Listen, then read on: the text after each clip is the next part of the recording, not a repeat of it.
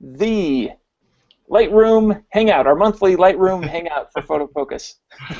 Yay! My co-host Rob Sylvan is on the scene here. Good to see you, Levi. You too. You too. And we've got someone coming back. That's right. Ron Pepper. Our buddy Ron Pepper had some technical difficulties, but he's going to be joining us any moment, hopefully. Yes, the incredible Ron Pepper. And while he joins us, let's talk about some of our partners who help make this happen. We've got Song Freedom is our first one. And songfreedom.com is where you can license really terrific music to put with your slideshows or your videos, or sit there and listen to, like Pandora. That's what I do with it while I'm editing.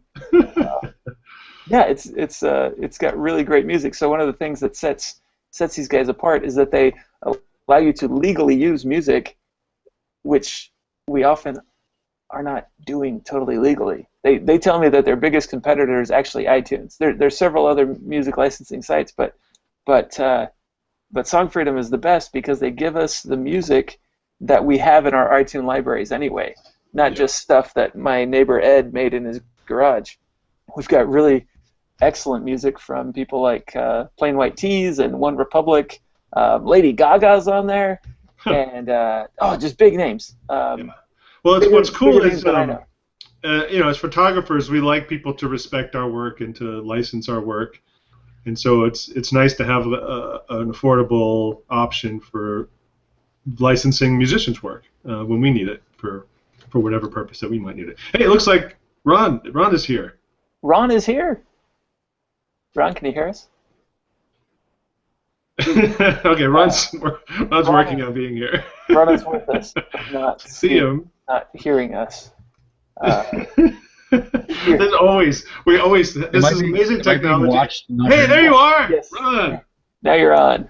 All right. Well, I'm stuck with the little laptop camera, but that's the worst that's going to happen. I'm all set then. That's all right. That's all right. You're the. You ever see that broadcast of Bill Gates on the Apple stage when he was huge and over top, looming over Steve Jobs? This is our big Ron Pepper here.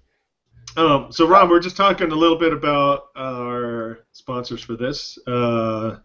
Talking about Song Freedom, but we also have to thank On1 Software. And, On1 Software is incredible. I didn't know you had On1. Yeah, they're actually giving away. We're going to be giving away a couple of On1 suites at the end of this today. If you're listening, if you're watching, and if you ask a question. Yes. No matter how small. This is kind of a launching for this is like an informal announcement that On1 is now a partner with us on Photo Focus. Yeah, we're super excited about them, and big On1 fan, and was off in Moab with Nicole Young and Brian Mateus, and Nicole has got some great On1 training, and she was showing us some stuff. It's pretty cool. Looking forward to the new suite. We also have Drobo to thank. And they seem to be having kind of a reboot, getting back in touch with photographers. So we're psyched to. I've got an old 4-bay Drobo that's been chugging away for years. So I'm kind of a big fan. Yeah, me too. It's been on for weeks trying to do something.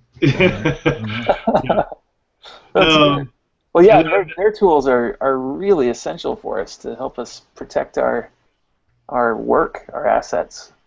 I can't imagine. I've had a Drobo since version 2, I think, where it was the first FireWire, and I don't know what otherwise my stack of external drives wouldn't be this high. It would be, I don't know how high. It's incredible. So it's been a really great thing to have.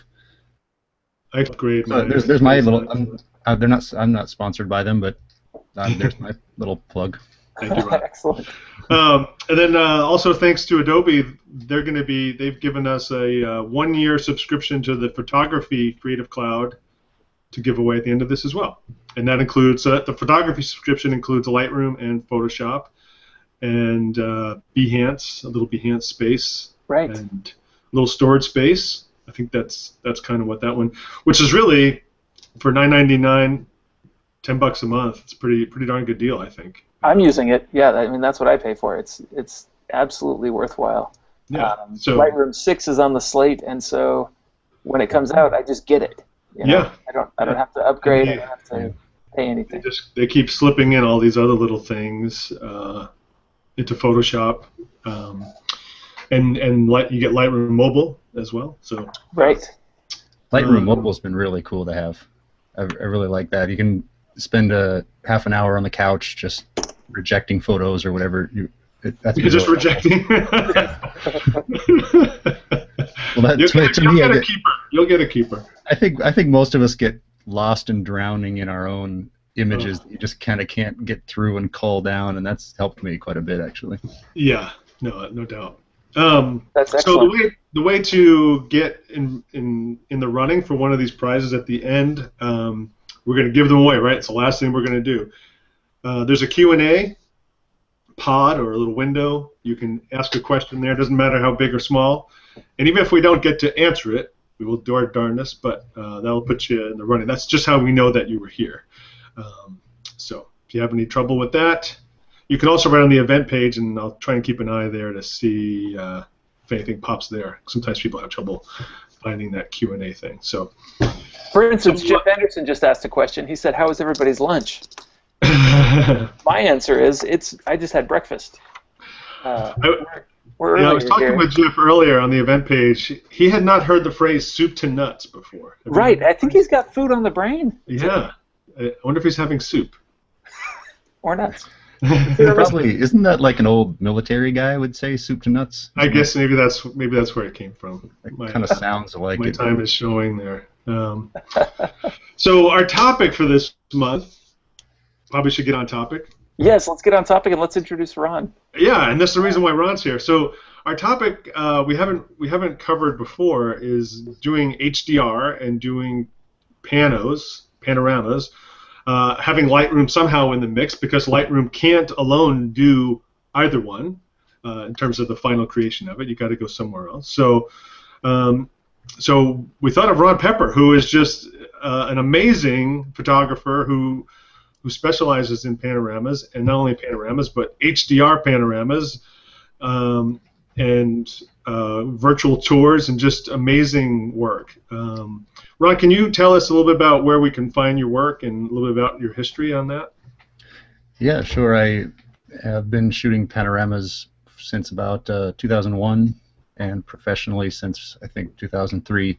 Kind of making a business out of that little niche market where it's anything from over the years, of course, I've done virtual tours for real estate, which there's not a lot of money in it, so you don't want to make that your main thing. But I also train people to do that, so I want to stay involved and stay up on what's going on there. But the good virtual tours, the fun jobs, have been things like things like maybe hospitals, kind of a nice one. But the more fun than that is like a college campus or hotels. I really try to do resorts and hotels because was my first career, was actually management in restaurants and hotels. So I kind of put those together, and I like to do photography there. I know how to get along with those kind of people. Oops. Awesome. Yeah, I think we lost Ron. He's been having some bandwidth issues, I think. So hopefully Ron will come back and tell us more about that. But panoramanetwork.com is his website. It's incredible the stuff that he does there too. He does these 360. It's not even 360. It's 360 by 360 by 360. Yeah, it's like you're there. Here. Yeah, it's like you're there. You get to fly around the entire view of the world. Yeah, it's amazing. So what we wanted to talk about, and we'll get Ron back here, is a bit about his workflow and just some basic good practice tips for the creation. And there's a lot, we were talking a little bit kind of offline before we started, that creating a pano and creating HDR, there's a lot of similarities in terms of the workflow when you're actually doing the capture side of it. A tripod, exposure, things like that. Management side as well, you wind up creating a lot of files with both. You might be doing a bracket of 5 or 9 exposures or 3 exposures. You might be doing a pano that's also 5, 6, 8, whatever number. So you've got a lot of data to deal with. You've got a lot of files to manage. So we'll be talking about those things, and then kind of how to bring those into Lightroom, and then how to send them off to wherever you're going to go, and then come on back and finish them off. We wanted to talk about HDR first, and hopefully we'll get Ron back. That's right. We're seeing some great questions come in.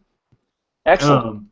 And so ones that are for Ron, we'll get Ron back here for answering those. Well, should we answer one of those questions? Yeah, go for it. Yeah. So one of these from, I'm going to start with James Kohler right there. He says, while HDR is great, is it being overdone today? Seems like everything I see online is HDR, and a lot of it looks overdone. Yes and no. Yeah. I'm taking a stance today.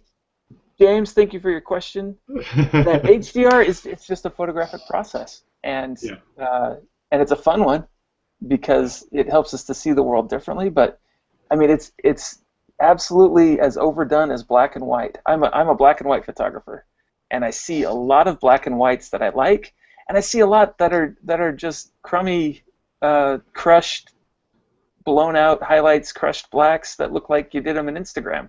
And that's kind of what HDR has too. There's some Instagram HDR and there's some Instagram black and whites, but it's just a photographic process. Yeah, well, and I think what we're seeing is that it's become mainstream, and we're seeing now, I think, images that are probably technically HDR, in that, hey, there's Ron coming back. Right. Hey, welcome back. I blame Comcast. Yes, yeah, that's fair. Any chance to do it? We're just talking a little bit about how HDR has gone mainstream. One of the questions came in about HDR being overdone, overused, that kind of thing, and I said we were just talking about that offline about that. Really, it's pretty much gone mainstream, and you're probably looking at HDR images and don't even know it. Well, that's right. What I really think is happening a lot. I think there's a lot of people doing work that you would, hopefully you don't even realize it. There's that, what's called, quote unquote, that HDR look thing, which kind of happened when it first hit the world, and people could get this kind of silly, cartoony look, and that just kind of went crazy because at first it was interesting, but a lot of us use HDR techniques all the time, and hopefully you don't realize it, or you might realize it because you recognize that photograph is impossible, but hopefully it's still looking realistic enough to the eye that it's pleasing and doesn't look in any way fake.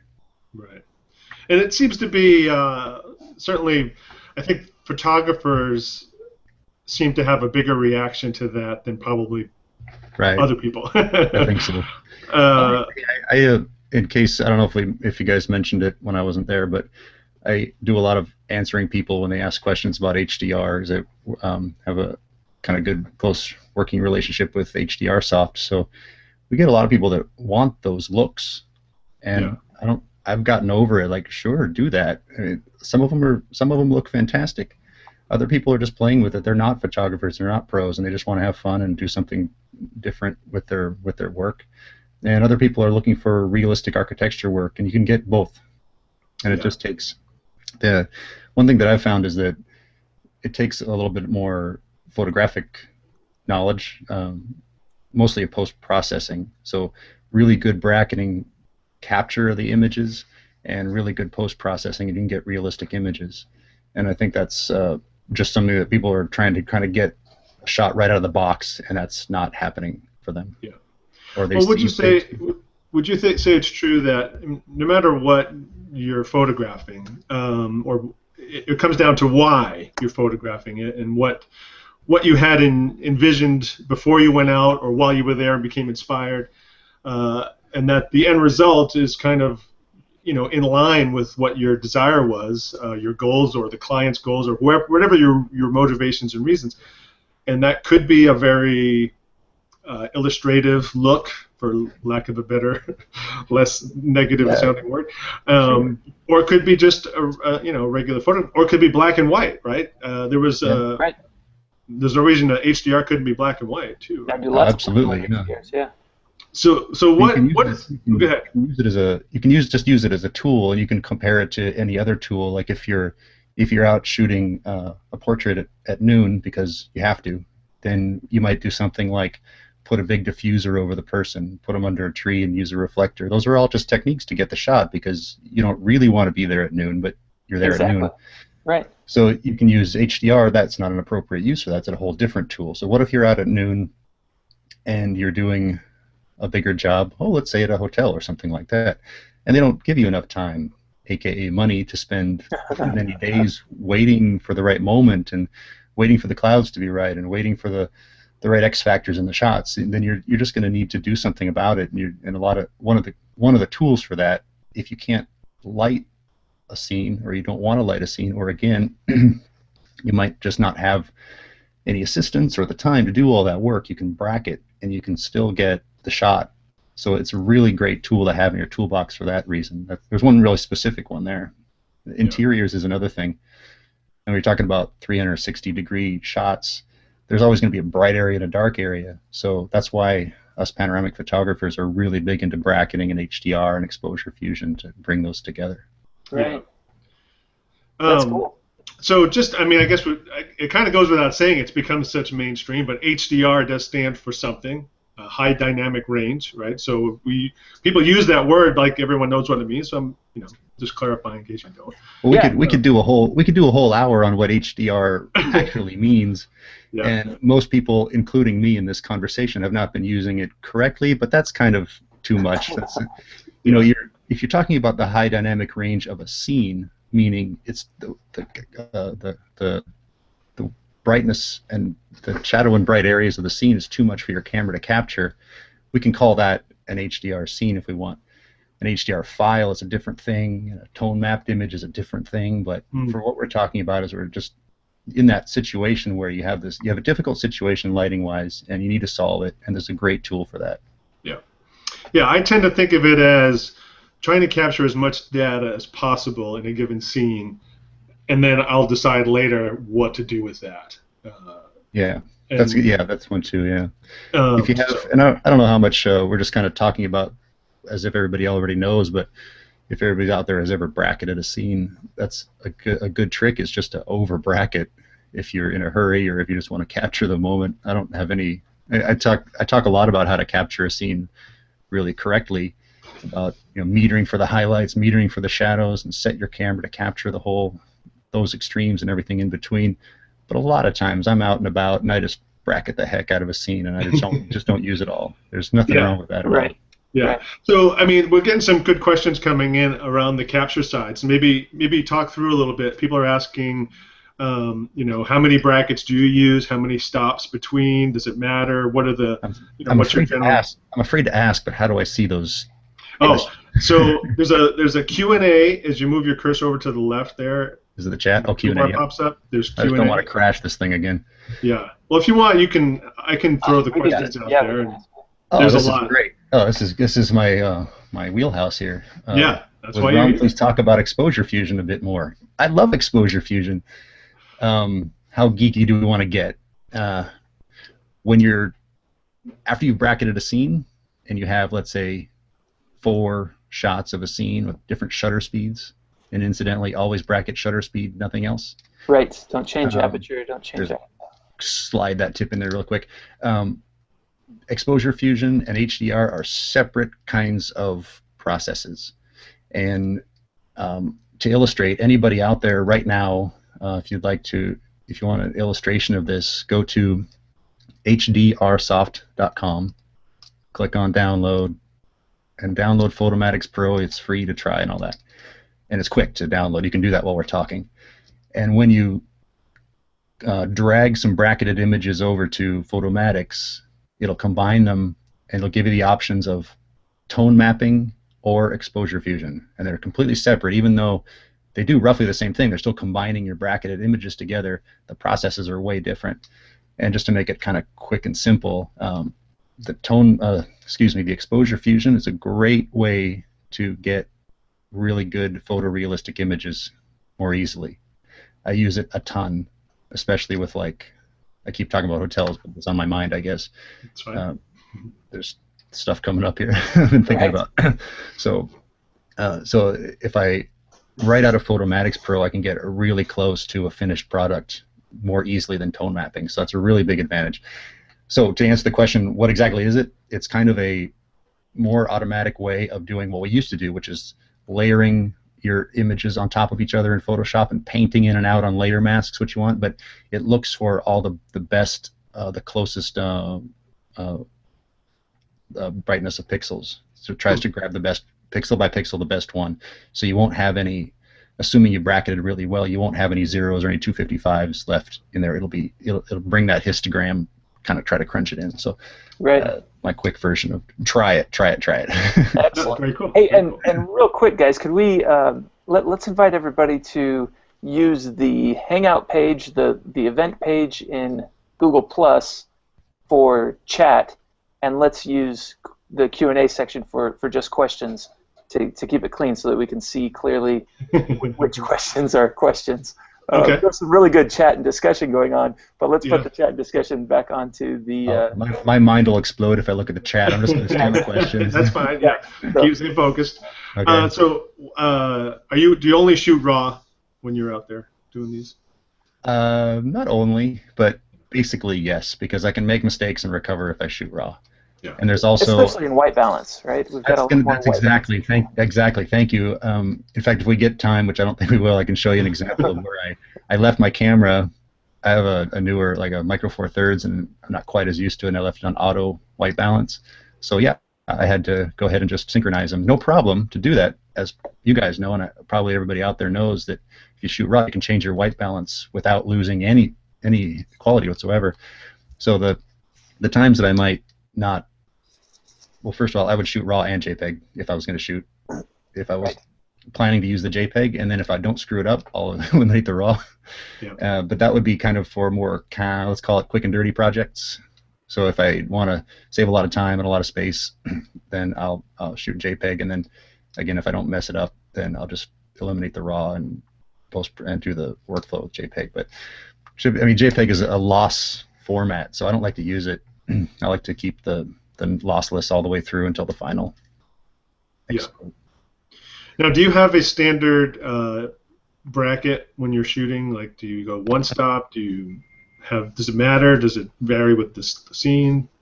It varies with the camera usually. Like I shoot mostly Nikon equipment. My professional stuff is Nikon, and Nikon and Canon have their pros and cons. Most. There's exceptions now. I'll tell you that really quickly in a second. But Nikon limits you, and there's no reason for this. Canon and Nikon, stop it. Right. There's so I have a D800, which is a great camera for panoramas because I can get more resolution with less shots around. So I use that and I like it, but it limits your bracketing spacing to one EV, one exposure value. So but it also on the other side allows me to take 9 frames in the bracket, where Canon most allow you to take only 3 frames with 2 EV spacing. Right. Congratulations, Canon, on the 7D. Did I have that right? Yeah, the 7D2. And the 5D Mark III both allow more brackets. Yes, excellent. And I understand also that the new Nikon D750 also has some more open bracketing. So that's right. So the reason I answer that weird way, that tangent way, is that you might be limited to what your camera lets you do. So let's say I shoot 9 brackets because I have to. I don't have to use them all. I can go ahead and eliminate every other one if I need to for space on my hard drive, memory space for processing, because I might not be able to combine that many if I don't have enough RAM. I have enough RAM, but if you have less than 4, you might want 4 gigs. You might not be able to use them all. So there's quite a few issues that have to do with that. But my main advice on how many shots to take and everything I get a lot is don't think in threes. I mean, most cameras force us to do that, but many scenes require more. Some don't require bracketing when we think it does, but if you have like an interior and it has a window or something, it's probably going to take more than 3 shots at 2 EV, so you might need to take more somehow by adjusting the camera manually or taking 2 brackets and things like that. So my main advice, though, is don't worry about it if you do maximum of 2 EV spacing, because the software needs that information. Don't do more. You'll lose out if you do like 3 spacing. But if you do 1 or 2, doesn't really matter so much. Just make sure you capture the whole range. Again, measuring the highlights, measuring the shadows, and capture the range. And that might take more than 3. Yeah. So do you like spot meter the highlights and spot meter the shadows and exactly. make sure you're yeah. If at best if you can take the camera and walk around with it and just get there, point right at the bright area and point right at the dark area, then by all means, and I would do that. Yeah. Cool. That's and then there's also if you have time, there's also test shots. Take a test shot, look at the histogram, make sure that there's nothing in the shadows that's blocked. Just learn to use the histogram. Make sure that there's nothing on either extreme. So for your brightest shot and your darkest shot, and then it's another way to make sure that you capture the whole thing. Yeah.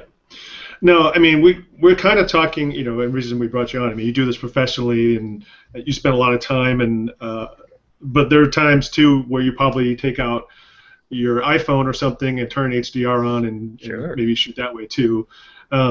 So someone had asked, can you make an HDR from a JPEG? And no. Yeah, I mean if you yes, you can make all the time. You can make an HDR. Well, can you make an HDR from one JPEG? Is that what you're asking? Well, I mean by shooting JPEG. Oh, sure, yeah. You can you can bracket in JPEG. You can bracket in anything you want. And your computer will run faster doing it. But. Yes, that's an advantage. You're right. Yes. Yeah. So again, it goes back to what's your purpose. Why are you doing it? If you capture it really well, the dynamic range as well as color, and in all this whole discussion, don't think about basic photographic things like composition. That's my mistake, because I always think this is going to be cool because I'm bracketing it, but it's not a good shot. So, so in that whole discussion, don't forget about just taking a good photo. Right. Yeah. And but yeah, if you shoot it well, then you can use JPEG, sure. Yeah. Well, I just wish it weren't already lossy. Like you're already giving up quite a bit of information that you might want to post-process with later. That's the only kind of thing that I worry about a little bit. But if you're good in camera, then yeah. Well, the other thing I worry about with shooting JPEG, and not like I lose sleep worry, but one of the concerns is not only are you losing data, but the camera or phone or whatever you're capturing with has to process that data with whatever sharpening, noise reduction, contrast, things as well, so that the file you get is not going to be maybe as clean as the raw file you could have got. That's you can about those settings are kind of baked in, kind of a. Yeah. So like what I love about shooting raw, like for Lightroom, is I could go into the detail panel and do my capture, sharpening, and noise reduction on the raw file, and do a lot to avoid sharpening the noise, so that I don't have to use that much noise reduction, in the end. That kind of thing. So my understanding is the best place to work on noise reduction is with the raw conversion. I mean the raw conversion process is a really big deal. There's a lot that goes into it, and that's one of the things. I don't want to bag on shooting JPEG. I think it works, but if you just have all your own decisions, and you don't like doing things like sharpening should only be done once, right at the very end. So hopefully the JPEGs aren't being sharpened in camera. I mean, maybe one of the things I had to realize a few years ago, I started kind of working with other photographers and training, is the raw process. You never shoot JPEG. You're always shooting raw. It's just processed into a JPEG instantly in the camera. So the raw processing and what settings you choose, or what settings the camera chooses, and what quality of raw processing software you use, it's a bigger deal than I think people think. Like if they ask, I used to demo a stitching application, and they say, does it take raw? And at the time I was kind of learning about it, and I'm like, well, no, meaning it doesn't have a raw processor. So if any application takes raw, it's because it has raw processing functionality. It's not working on a raw. Anything you see on the in Lightroom or whatever else, that's actually a small preview image. It's probably a JPEG image that is just a representation of the raw. So we're nerding out again. So yeah, it's okay. It's easy to do. I just think it's a big deal, and it makes your photography. You understand the process way better if you sort of understand the basics of the raw processing. Yeah, I'm just looking at a couple other questions. I think we touched on, when does HDR just right? When is it overdone? I mean, that's up to you. That's up to you, Beverly, my friend. You're always. I mean, sometimes maybe I should screen share. I was looking at a panel the other day, deciding if I was done with it, and I Only thought, show us your work, Ron. what's that? Only show us your work. Not screen share somebody else's. Don't pull up mine and rag on it now. That's right. No, I was looking at a panel the other day interactively and looking like this beautiful view at one end, and then you turn around and it's like a little kind of a living room area inside the sliding door. Oh, it's a little dark over there, the inside. I thought maybe I can do better there. And then I thought, I think it looks more realistic because when you turn your actual body around from a bright beach and you turn into a living room, it's a bit dark. Your eyes take a second to adjust. Now, they adjust better than my image because it's going to stay the same. But I just thought it lent to the realisticness of it. So there's just so many. I don't ever want to tell anybody when I have my personal opinions and everything, but I don't want to tell anybody what's overdone. And yeah. It's one of those things where it's overdone. You'll know when you see it, maybe. I don't know. Yeah. Well, I think part of it is like, each of us are on our own little photographic journey, and sometimes you have to kind of go into the wild places and kind of let your hair down, and you kind of think this is great, and then you can get back and go, oh my God, what was I thinking? Yeah. Oh yeah. Believe me. Yeah. There's some value to that, having that process, and not just kind of limiting yourself so much because you're afraid of going too far one way or the other that you kind of never get to grow. So, I'd say go ahead and knock yourself out. Just don't put it up on where we can see it. Let me see if I can screen share it. Anybody can go. Anybody, if you don't see what I'm talking about, go to Panorama Network is my site. Right. Panoramanetwork.com, and click on HDR panoramas, and you see a few. Let's just have a few samples up there. And, we did manage to get that out there after you disappeared the first time. Okay, cool. Quick question for you, Ron. Do you do any processing in the raw files in Lightroom before you send them over to Photomatix, or do you just send them straight over and finish off later? As always, it depends, but typically yes, mostly yes. What kinds of things are you usually doing? Well, I'll wrap this into one of my favorite tips is if you're using HDR and tone mapping, then you should not do any edits to your. You shouldn't do any edits to your raw files, except maybe some noise reduction and something like the noise reduction, maybe lens correction, something like that. But you shouldn't do anything to blacks, whites, exposure, stuff like that. Okay. Now, when you're using exposure fusion, it actually it works directly on the images, and like I was saying, it just kind of tries to find the best pixels of each layer. So you can process it like a normal photo. So I like a preset that does a little bit of highlights and brings up the shadows and down the highlights and adds a little contrast. And I like to bring the blacks down a little bit with using this kind of work. So you can do either one, but if you're using tone mapping, you should use less or no adjustments as far as exposure goes. Got it. And whatever, so say you adjust the white balance, do you apply that to all 7 images? Yeah, and that's another reason for using exposure fusion. You can break all those rules. So like if you have you have the natural light coming in and a lot of not natural light on the inside, so I'm always doing interiors, then you can change that in RAW. Oh, excellent. Make yourself less work later. There's still going to be some posts because it's a really difficult situation, as I'm sure a lot of people know. But you can play with those kinds of things and find your own way around. Well, that's an incredible image you're panning through right there. Is it showing? Okay, cool. Yeah, it's totally showing. I can see why you like to do hotels too now. Right. We're gonna have to go to Maui again. I didn't quite when I was. They're not all as fabulous as this one. But yeah, there's this gorgeous beach scene. Come on. That one's incredible. Yeah. And then you turn around in here, and then you have the interior. So that's obviously to our brains an HDR image, but those look incredible. They look totally naturally real. Yeah, even though a camera can't do this. Exactly. That's the only reason I know. That's that balance that you're looking for. Right. All the time. So, and then you feel like I don't know if this is. I have my new computer. I didn't put flash on it. You can do these ones outside that don't have the same problems, but Right. you're always looking right into the sun if you're outside and you're shooting a 360 by 180 degree image. So you're always going to have the sun in the scene. That's going to be difficult. Yeah. And so, I mean, this one's kind of cool. It has all of the difficulties of HDR and all the difficulties of panoramas because you got moving people. Yeah. Because I'm overlapping not only right to left but exposure-wise as well. Oops. How many images is that? How many clicks of the shutter do you do to make this kind of picture? It must have been 28, I think, because I probably bracketed 7, and then it's 4 shots around with the fisheye. Okay, so it's 4 shots around with the fisheye.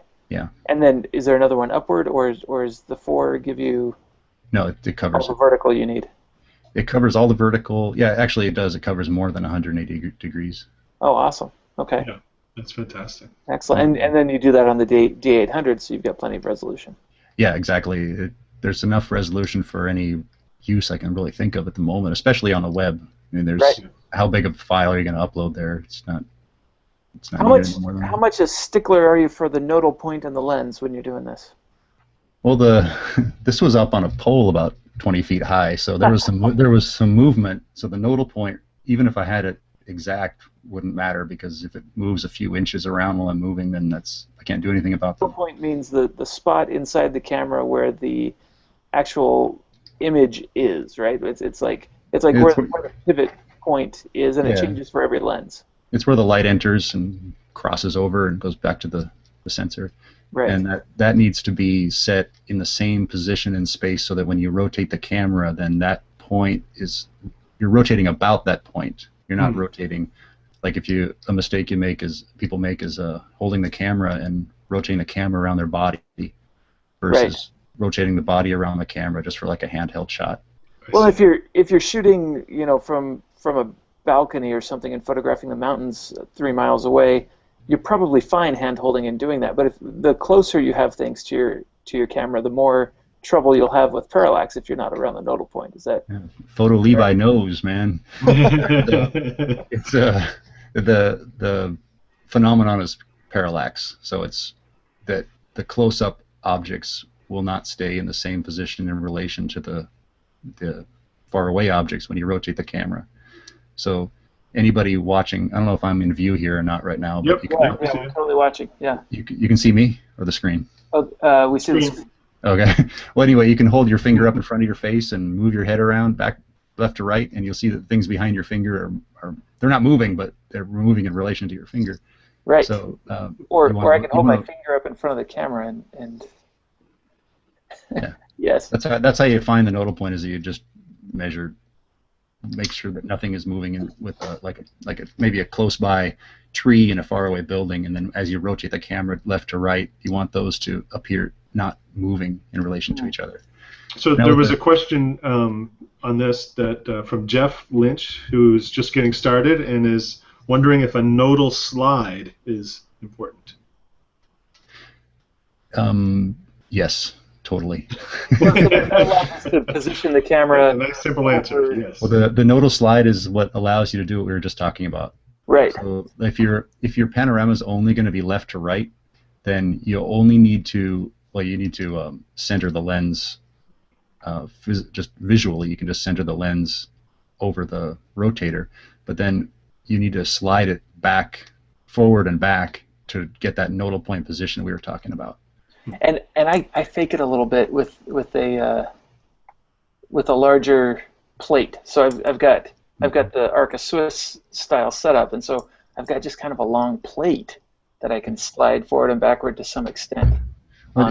These really depend what you're doing because some panoramas are when they're 360 degrees around, or let's just say they're wide, but they're also you want to tilt up and down to get more vertical field of view, which can be important depending on your scene, of course. And then you get into a kind of an L-shaped one. And the ones I would recommend to learn more about panorama heads would be probably Nodal Ninja, which is a great name anyway, nodalninja.com. And that's one of my go-to ones and great company and everything. And they have all what you need. I mean, Really Right Stuff is good as well, but they're not specializing where Nodal Ninja is, and they're real knowledgeable. And but it so the shots I took were with a fisheye lens, and so one thing I wanted to mention is that you have some leeway with the nodal point with the fisheye. You can make mistakes and get away with them without even really noticing. So that's one thing. And the rotator I was using is just it's a great rotator. If you go to Nodal Ninja, you can see it's a R1, and it actually connects to the. Do I have it within arm's reach here? Not really. You're still doing your screen share. Yeah, if you'll. Which is what are we looking at now? Well, now we're back to your site. Before we were looking at. Okay. All right. Well, let's get out of the screen share then. Yeah, just click on screen share again on the left side. There you go. Got it. I've got everything packed up. Quick yes or no question. So when you do those pictures at 90 degrees, the 4 shots, they're just at 90 degrees to each other around the. Yeah. Yeah. Excellent. Depends on your lens. Just depends on how the field of view. I can actually get away with 3, but I just like to do 4 for a lot of extra coverage. Now I have this idea in my brain, and tell me if it works or not. Rob knows about these ideas of mine, and we'll have to discuss the light thing and distance from subjects sometime again. Is it forming in your head right now? Well, so here's my idea: is that the more pictures I use, the more frames I take, will the parallax be less of a problem? Like, instead of taking 4 pictures of a scene, what if I took 8 because I'm not rotating right around the nodal point? Would it make it better? I don't know if it makes it easier for the software to put it together without trouble, or it would be a bunch of work. But if you had parallax, you could probably fix it. Like you wouldn't be just completely hosed with more images that wouldn't go together. But it would with quite a bit of work, you would probably be able to save it. But parallax it's kind of like focus.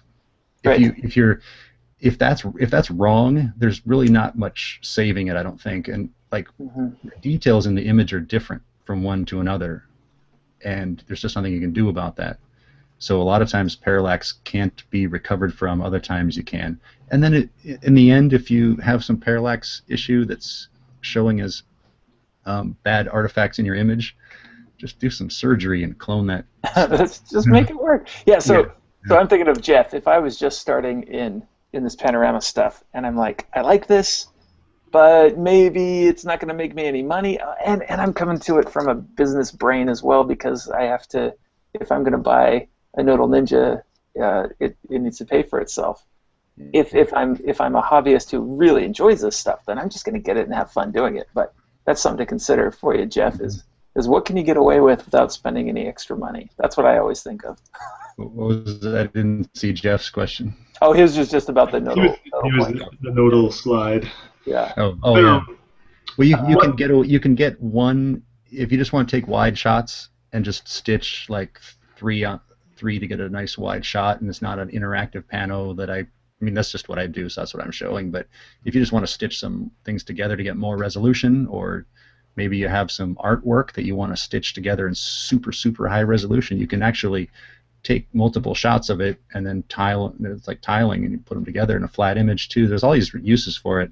But if you just want to take 3, 4, 5 wide shots to overlap and then stitch together, all you need is the slide, the forward and back, and then put your camera in portrait orientation so you get more vertical field of view, and then just rotate it, and that'll that's enough for what most people are probably thinking of for panoramic. Yeah, I've seen some cool techniques, and I'm blanking on the name or the guy who kind of made it popular, but I think he shoots with a 50 millimeter 1.4 or something. Does more like wedding pictures, and so he gets a really blurred background, but it looks like it was a really wide angle lens because there's such an enormous field of view, but it's maybe 9 frames. And I do a similar thing. Stitched together. Cool. So using a telephoto lens to shoot a wide image effectively gives you a larger sensor, which is like also reducing the depth of field with the same kind of lens. There's a whole it's the Brenzier method. Yeah, something like that. Right. Yeah, I think he was the one that made that popular. I wrote a post on Photofocus a while ago. But it's kind of like with HDR, with panorama, that kind of means a lot of different things to people too. Yeah. And it could be, like you said, just a few images stitched together, make it wider. It could be an interactive 360. And like in yours, those little red points, you could click and go to other points in the scene. Yeah, so, you can make that kind of makes it into it takes it from being an interactive 360 to being kind of a virtual tour. Or lack of a better word. Yeah, no, it's just amazing technology. And then someone else had asked, go ahead. Real sorry, Rob. We need to just mention our partners again. Yeah, man. I can't believe what time it is. I know, it's moving along. Well, I don't know if you've got time, Ron, but we might need to go over here. No problem for me. You guys do that, and I'm going to answer Gary silently by going into Lightroom here. Excellent. Yeah, get us ready for it. We haven't even opened Lightroom yet in this. I was just going to say. We almost before did. You do that, let me read his question. He says, how can I get my 3 to 5 file selections out of Lightroom 5 and into Photoshop Elements 11? The photo merge option in Lightroom is only for Photoshop. So, wait a minute, I might need help. Is he saying that Elements doesn't support any stitching? Yeah, no, it's just the right-click and edit in doesn't go directly to photo merge in. Although I'd swear it used to. No, I don't. No, that's just. Well, so here's what I don't have Elements. I know Ron's going to answer this, but I don't have Elements either. Here, watch this. I've had Elements. Levi, you talk about sponsors. I'm going to do a quick screen share here. Okay, great. So for sponsors, Song Freedom is a wonderful place to show off all these. Is a wonderful way to show off all these terrific panoramas and HDR pictures you're making, because they give us awesome, incredible music that we can put slideshows to, so that next time you hear Lady Gaga's excellent song, it's so inspiring and just makes you feel like being in nature. I don't know, but it reminds me of seeing those pictures because I saw them in Ron's slideshow, and then with that music, and then I hear the music sometime on the radio, and now it comes back. It's a powerful way to show your pictures. Apply some excellent music, and SongFreedom.com does that for us. Also Rob. I was going to say, just for the Adobe plug, that if whoever asked that question, if they win the CC photography subscription, they'll have Photoshop, and I won't have to share this answer, but exactly. Big thanks to Adobe for that. Yeah, Adobe is providing us with a giveaway of a free year's subscription of Photoshop and Lightroom, and this is the up-to-date latest stuff for a whole year, and it's only $10 a month anyway. Yeah, and nothing against Elements. Elements is great for what it does. Yes. Now, also, On1 Software is also giving us some software suites to give away today, and it is really fun software to use. It's intuitive and simple, and really makes a powerful. Really helps you to finish your images the way you had in your mind. Really apply the creative finishing that you wanted to do. And so to enter for, I don't have a thing for Lady Gaga. It came to mind. Scott, you're fired, Scott. You're out of here. So to enter for the drawings from On1 and Photoshop from Adobe, you need to ask us a question, or just say hello in the question and answer thing. I'm writing down everybody who's asking a question. You don't need to ask more questions, but just ask one question, or just say hello, and I'll enter you into the raffle to be given one of these excellent pieces of photography tools. And don't go away. Till we give it away. That's right. You've got to be here when we finish. Also, to answer somebody else's question in there, what do we use for backup? We use Drobo, and we use a whole lot of hard drives, but Drobo is a really terrific way to do it. They're also a partner, and they're a partner because we use them, and because they're very good. So, thank you. Screen share us. Rob, excellent. So this is, Ron, this is probably what you were going to say, so correct me if I'm wrong. But, take it away. I kind of hate showing my panos now after seeing Ron's because I feel pretty inadequate. But these was a series of shots I took when I was in the Tetons with Levi. Yeah. not that long ago. Fun weekend. But so here's kind of the final, and this I was shooting, I think, with like a 70 to 200 or something. Right. At the time. So what I do have Photoshop, but what I could do, and I'm going to guess that Elements will give you the same option. Okay, so I just selected all the frames from this pano to try and stitch them together like this. Now I could use the the Photoshop option by going to Photo, Edit In, but what I'm going to do instead is export. And the way I use this is when I want to maybe, kind of like what Ron said about you've taken a bunch of shots maybe for a pano or HDR, and you think just because it's a pano or an HDR it's going to be good, but then you realize it actually is a pretty boring shot compositionally wise. And so instead of making Photoshop do all that work on these 24 megabit raw megapixel raw files, I'll send out some small JPEGs, stitch those really quickly. And so this is a way to export just using Lightroom, and this is I made this into a preset. So all it does is saves those as JPEGs back to a subfolder in the main folder. You can if you want, and I just save them as kind of low quality JPEGs, and I resize them down really small. I don't really care about the size, and I don't do anything else. But on the post-processing step, and here's the one where I think this will work if you have Elements, is see if in the after export you can choose Open in Elements. And nice. So when I send this over to Photoshop, it's going to render these out as small JPEGs, and then automatically open up Photoshop, and then it should open up all those individual frames inside of Photoshop.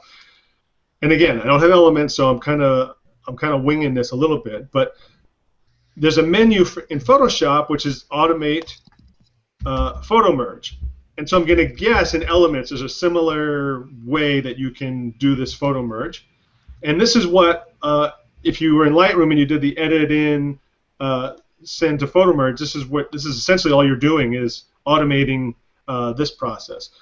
But when Photo Merge opens, there's an option here to add open files.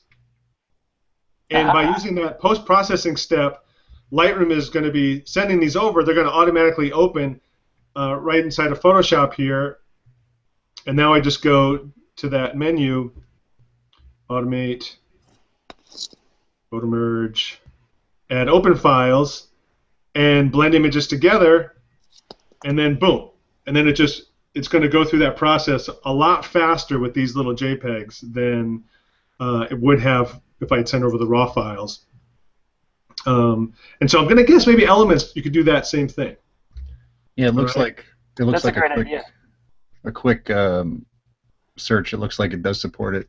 If you can't do that process, you can just export them from Lightroom to a folder, of course, and then apparently it goes in Photoshop Elements, File, New, then Merge Panorama, Photo Merge Panorama, and instead of Automate.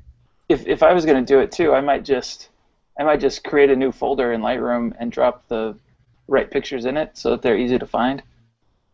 Does that help make it easier? Oh, I was going to see if I'd get a chance to ask you guys your favorite way of, I mean, I've got all these stars and different color coding systems. And you need to watch some past episodes, Ron.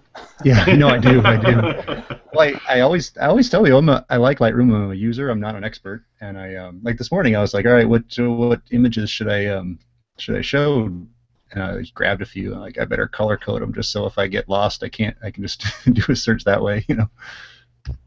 Yeah, well, I think one of the benefits of using Lightroom is using that database to your advantage. And so if you could use keywords, color codes,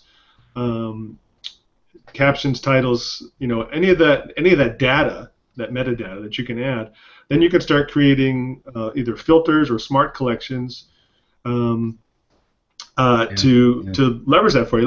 Let me just, so we can spend a little more time in Lightroom, I'm going to share my screen real quick and just show you something that I add to all my catalogs.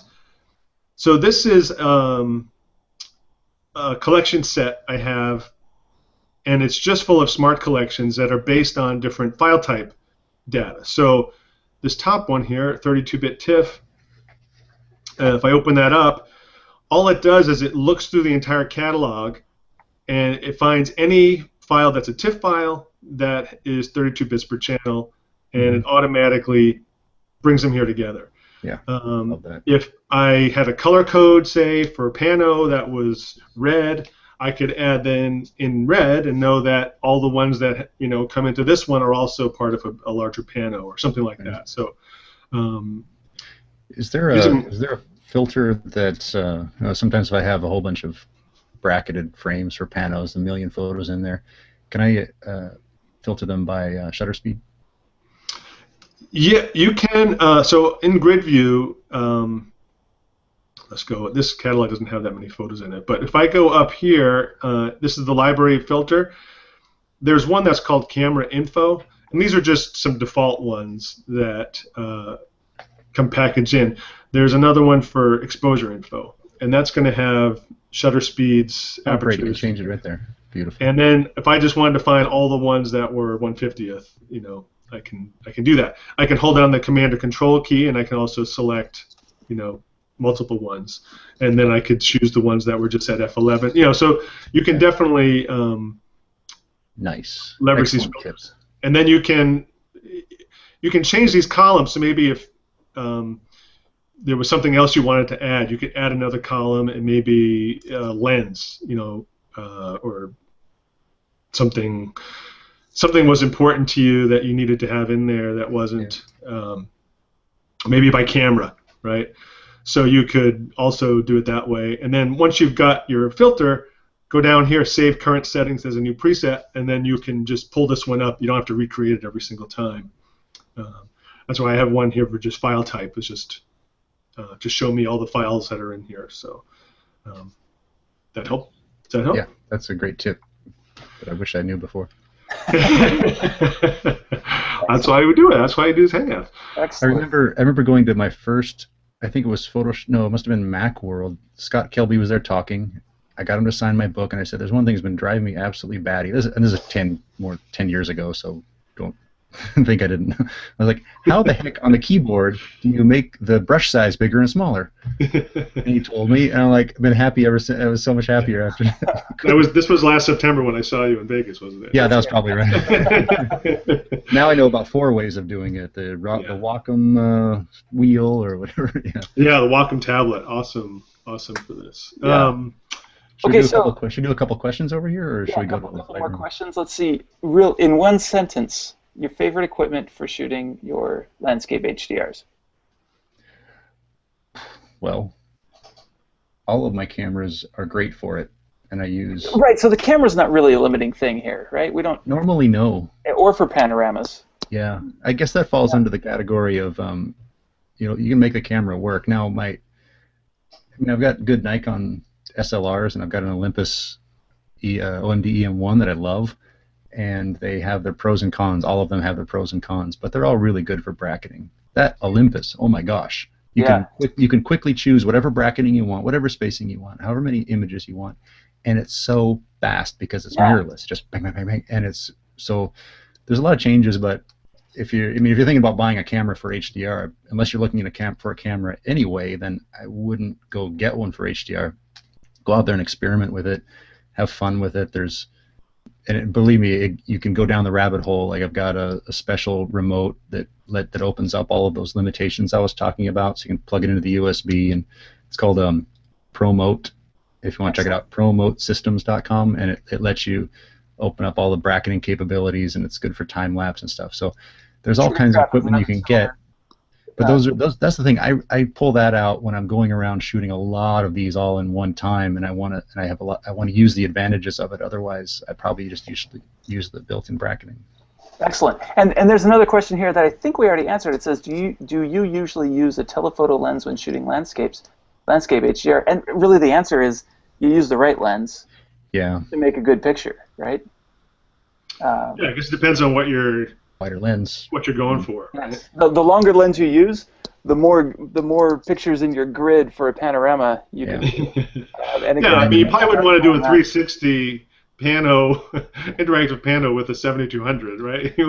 Well, no. I was just talking to the guys that are doing the GigaPan panoramas for all of the World Series games because I'm in San Francisco and some of the games have been here, of course. Yeah. And so my friend calls me up and says, "Let's go talk nerdy stuff," and he's using I forgot now, but I remember thinking it was a very long lens. He's using a 300 or something to do a GigaPan, and that's so that you can zoom all the way into individual faces in the crowd. Yeah, of a baseball game. And see whether they have relish on their hot dogs. Right. Yeah, it's pretty awesome. And they've got them up in the like a little basket up there between. I don't know if anybody's familiar with the park, where the Giants play here, but it's right on the bay, and so there's a bunch of people out in their boats waiting for fly balls to come out. Oh wow! And they're positioned right between on that wall, so you can pan over to see the boats. Nice. It must be on. Check it. You guys can check it out. It must be on MLB or GigaPan's websites because that's kind of a big deal. Yeah, someone had asked actually about the GigaPan. Do you use or recommend the AutoPan and Giga AutoPan? AutoPan Giga, that's a stitching software, and yes, I do. There's currently two leaders, I would say, and AutoPano by it's color with a K, KOLOR.com, and then there's also PT GUI, like GUI I've heard of, yeah. Stands for Pano Tools GUI .com, PTGUI.com. Those are the two. I'm still using PTGUI mostly because I know it and I've been using it a long time, and but the color one is really good. If I had more time to really spend and learn it, I don't know if I'd be switching or not, but it's really good from what I've seen. So that's all I have to say about that. Really quickly, D800E in my case, somebody's asking. D800E, check. I have not regretted at all getting the E. In fact, other cameras are taking the low pass filter off, right? Right. Yeah, it's happening more. Yeah. Definitely. Yeah. I forgot which one I heard that was doing that, but I think that's being a trend. I've not had a problem at all yet. I love it. Yeah, see, Nikon has been doing it. I shoot Nikon as well, and the consumer level 5300 doesn't have the filter. Really? Now the 750 that just came out does. So there you go. Oh, interesting. Hey, Rob, does your D750 have Lightroom support? Not yet. But did you download the beta? The beta for Lightroom, whatever Lightroom Next has not come out yet. There's the Camera Raw 8.7 release candidate. Right. And the standalone DNG 8.7 release candidate. So what I've been doing. Oh, is that not? It's not for Lightroom though. No. So what you have to do, it is a great camera. I love it. And the bracketing in that is excellent, as Ron had said, over the 610, which is the other Nikon I have. But get the standalone DNG converter, 8.7 release candidate. It's on Adobe Labs. Convert your files to DNG, or at least convert a copy to DNG. You can keep the originals if you want to. And then you can import the DNG into Lightroom 5.6, which is right. And that's labs.adobe.com, and it's the fourth item from the top. Yeah. When you get a brand new camera, some things are going to be... That's right. Yeah. So they never announce when that's coming, but if the release candidate is out for 8.7, I have to think the final version is not too far away. Well, and we got a little inside track that it should be out by next month's Hangout. So. Well, we'll see. I don't know. I never know these things. That's what they tell us. Well, we are just about out of time, gang. We're out of time, and we didn't even get things done. We should do this topic again, I think. Well, and somebody said, why did you think you could do anything in less than 3 hours? So. Yeah, well, I was going to say when we were talking about it, I was going to say, and I'm sorry, I've just been so buried lately, I didn't have too much chance to plan ahead, but I was going to say we could do more than an hour on each of HDR and on panel. Oh, absolutely. Well, I'm going to be in San Francisco early next year at some point. So maybe you can show me some things in person, and then we can. Let's go shooting. I need a kick in the behind to get out shooting sometimes. So. Yeah. Excellent. Well, and gang, this is your very last. In 20 seconds, I'm going to hit the raffle button. So last chance to add your question. We apologize if we didn't get to all of your questions on there. Yeah, maybe what we can do is try and tackle some in the event page just by text. Just typing in some things. Do you want me to take a second and show a quick export to Photomatix? Just yes. So that'll just. It's kind of one of those that'll answer a million questions. Yeah, you do that. And Levi, you pick the winners while he's doing that. Okay, that's what I'm doing. So it's all screen share. Raffle is closed. Here we go.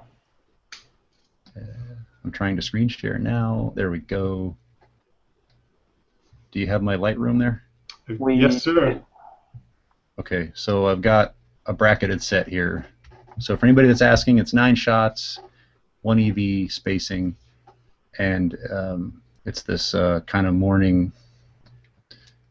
Let me just show the little bit. There's the darkest one with the sun coming over the hill just a little bit, and so I've got 1 EV spacing all the way through. And what an impossible shot normally. So all I did is I did a preset that has no settings. So basically there's no adjustments to the source images except for chromatic aberration, I think, and maybe something else. And I'm going to... Oops. All right, so I'm going to right-click and export to Photomatix Pro in this case. And I'm going to do this really quickly. It was on a tripod for alignment. I'm not going to apply noise reduction and things. I'm not even going to apply alignment, actually, for the speed, and it shouldn't be any movement in it anyway. And I'm going to have it automatically re-import to the Lightroom library, hit export. So the important thing is, one of the important things about using this, it's a Photomatix export plugin, but it first calls on Lightroom to process the raw to TIFF. And then it combines those TIFFs, and then the TIFFs are eliminated afterward automatically. So right now it's going through, take a little bit of time because I hadn't thought of this ahead of time. I should have used every other image so it would process it quicker. So it's doing all of the raw conversions now. How often do you end up doing that anyway, using fewer than your bracket? I usually don't worry about it. I mean, if I've overshot it, then I might. I might not want to use the one that's so overblown that it actually takes away. It can actually cause problems if it's so dark or so bright. But typically, I just use them all. If it's not enough memory or something, then I could use every other one. So let's see. This is now we're in Photomatix Pro, which is a standalone application. So we've actually exported to a standalone, and I think right now it's come up with whatever settings I'd used last. So I just want to make it a really quick demo. You show a little bit about what I mentioned before, where up at the top left there's this tone mapping or exposure fusion, so I can just switch it with these radio buttons really quickly. I can hit the default just to get it to kind of a simple, not much processing done. I can, if I want to get a start, I can take a look at the presets. I used to never understand why people use presets until I started playing with it, and it just gives you some starting points. Like here's a little bit of a, it's bordering on being a little fake. In fact, the preset's called Painterly, so it's supposed to look a little artistic. I can go to photographic. The interior doesn't really apply. Probably what a lot of people have seen are these really overly done ones, like kind of like that, or here it's called grungy. Right. So it's all the possibilities. 2008. Right. Here's black and white. It even has presets for black and white. So what I would usually do is just start with one of the presets, like a natural preset, the default preset, and then just I'll take something that's a little bit too much for now. Looking, but I can just back down the settings a little bit. What's that? I thought we lost you for a second, but you're there. You're good. Yeah, you can just back down the settings a little bit until it doesn't look fake anymore, or that, and just kind of what I'm looking at. Awesome. Quick things. But then one of the powerful things is that when I hit save and re-import here, I have a few other tips that I could make. Smooth highlights is over here. If you ever have halos in an image, crank up the smooth highlights. Done. Awesome. So kind if I of save some of the banding we see across the sky and things. Yeah, I'm not sure about it depends on what the banding is. Usually that comes from like a compression or something, but that's this is also a preview image, so it's a very small version of the real one. But anyway, I don't want to take too much time, so I'll hit save and re-import, and now it's going to apply all those settings to the full-size image.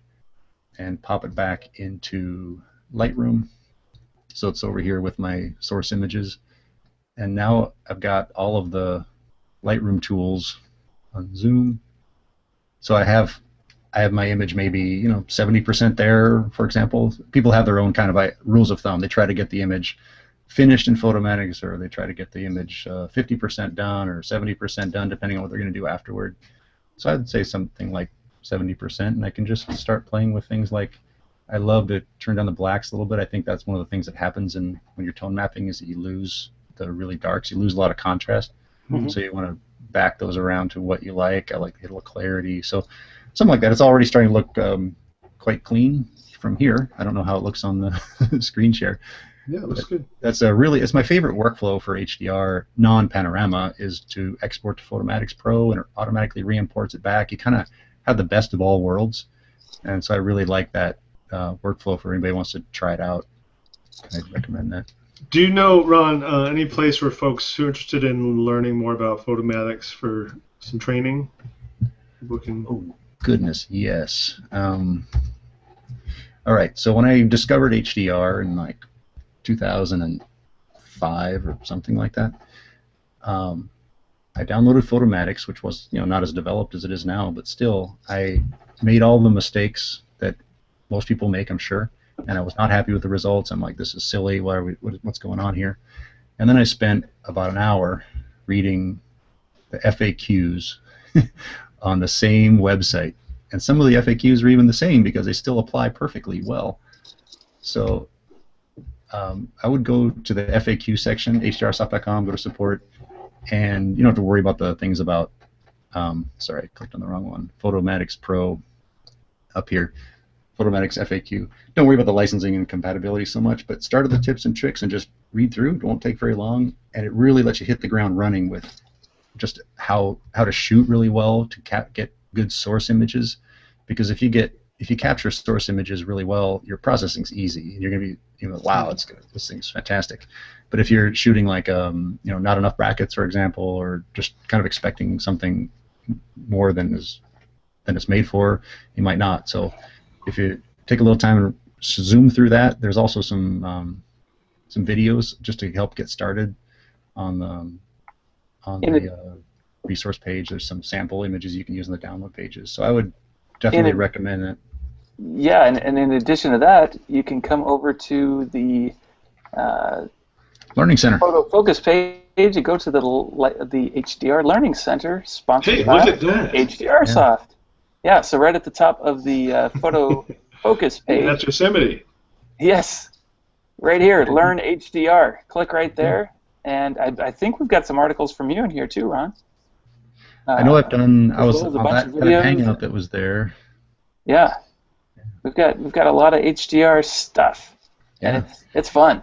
Even with what we talked about today, is with the capturing the whole range, muting for the highlights, muting for the shadows, and capturing that. Even if you start with just that, and you go out there and learn how to do it on your camera, learn how to control the bracketing, because most cameras either offer a dedicated bracket button, or you can assign a button to be it. So you hold it down and turn a wheel, for example, it turns the bracketing on quickly. So if you kind of spend a little time with the manual, unfortunately, and see how your particular camera handles bracketing, that'll make life really fun for doing this kind of work. Yeah, and for folks, like, for years and years, I've used cameras that only did three shots auto bracket. Right. And so you can still do a manual bracket. It's not, maybe if kids are running across the field, maybe that's a problem. But if you're doing landscape-wise, you've got pretty much 3 clicks between a stop, and so you just count your clicks, and you can start at the lowest and work your way right up to the highest, and doesn't even matter. There's people that they'll take 3 bracket, and then they'll use exposure compensation to adjust 3 stops, I guess, and then you can take a second bracket, and I think it takes 1 double or whatever, but it extends it really pretty quickly and easily. I know that's a trick that people use. Yeah. But if there's movement in the scene, you still have deghosting tools, which we didn't even talk about, but you'll see those when you export. There's a option to show deghosting options, and then you can draw on the areas that need deghosting, and so there's tools for all these things now.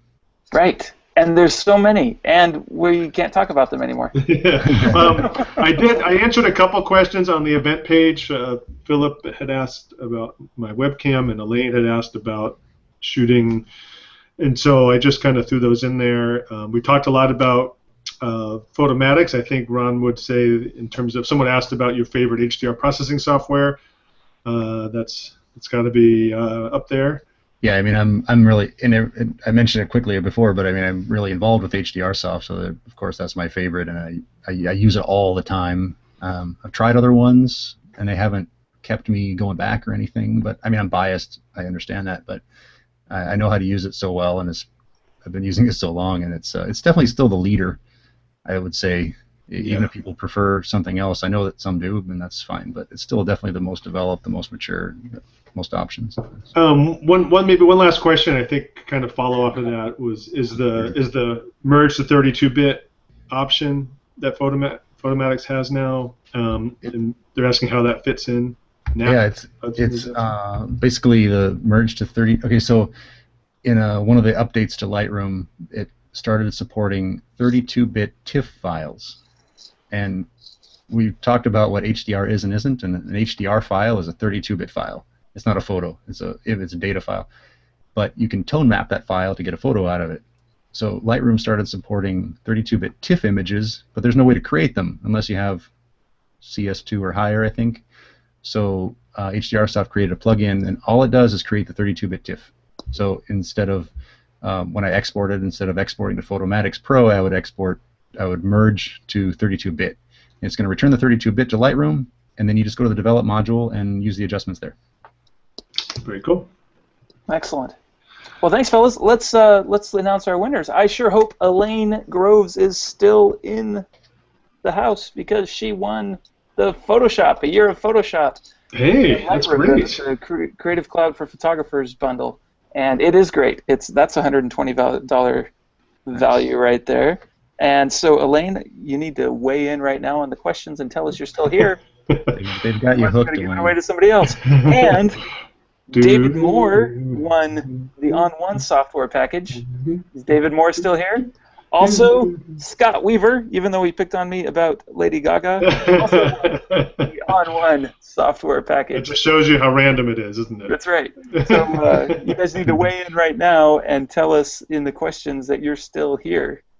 Otherwise, we're going to randomly select somebody else. And how will we get these prizes to the winners? We need their emails as well. So how will they get that to us if they don't have to broadcast that? Email me at levi@photofocus.com and send me your email. levi@photofocus.com. So as we're waiting for them to weigh in, any opinions, full frame versus crop sensor? Rod had thrown that question out. Depends. Yeah. Micro Four Thirds. Good answer. I sold my full frames, and I'm going 100% Micro Four Thirds because I can. My pictures aren't any less different, and my rig is a lot lighter and less expensive, and so get the camera you want.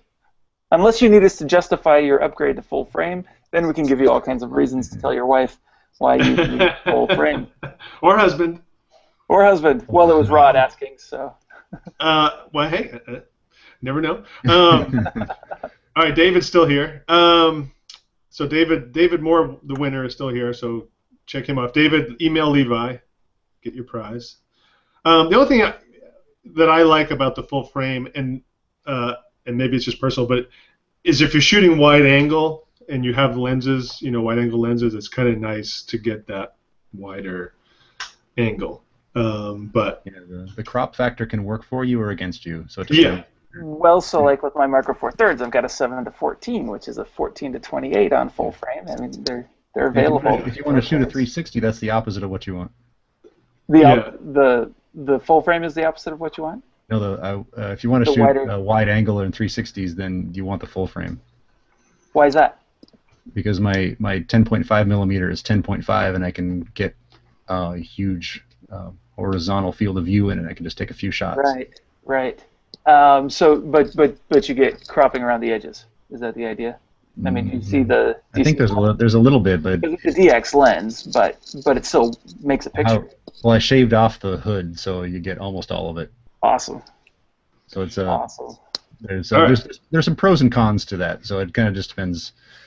I wanted to go shoot the Blue Angels the other day, so I took my D300 crop sensor and put my 7200 on it, so I got a little bit more zoom out of it.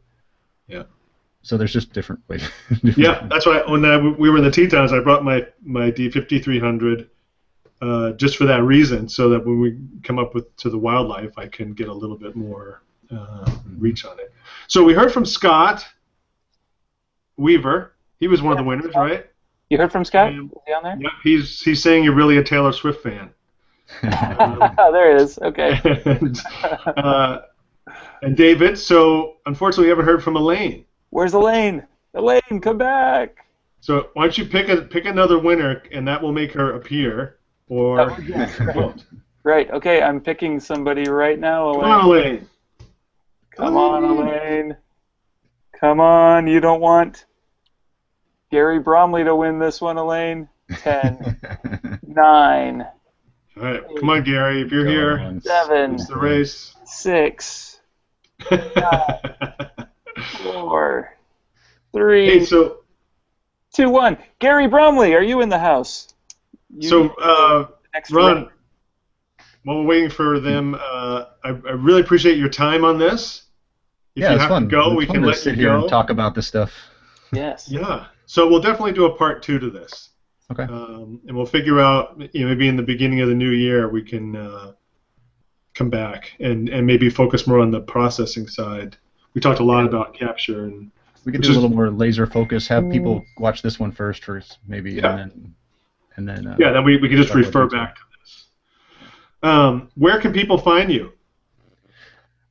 PanoramaNetwork.com, or I'm trying to become a better Twitterer, and I'm just at Ron Pepper. That's probably the best places there. All right. And Levi, where can we find you? You can find me on photofocus.com and also on levisim.com or on Twitter at PhotoLevi. Excellent. And while David Moore is saying he's already got On1 Suite 9, why don't we, if it's okay with Gary, maybe we could give Photoshop to David Moore and give Gary the On1. Would that be okay, Gary? Since Gary just said he's here. David, I already have Suite 9. Okay. Yeah. So Gary gets On1, and Gary gets On1, and Scott gets On1, and David gets and David gets Photoshop. Yeah. All right. That's okay. Sounds like a good deal. Sorry, Elaine. Come watch the next one because our next Lightroom Hangout will be in November, and we've already got our guest lined up. Sharad Mingle from Adobe, one of the Lightroom product managers, will be with us. The Wednesday before, the week before Thanksgiving, the week before Thanksgiving, whatever that. Not the Wednesday before Thanksgiving, but the week before Thanksgiving. Right. And Rob, where do we find you? Where can we catch up with you and maybe photograph the national park? Well, you can come take a trip with me. The digital photo workshops. We're working on our 2015 calendar. We're going to Yosemite for sure. We might be going to Old Car City, which is a great place for HDR down near Atlanta. And we're working on a Portland trip as well. Some waterfalls in Portland. Yes.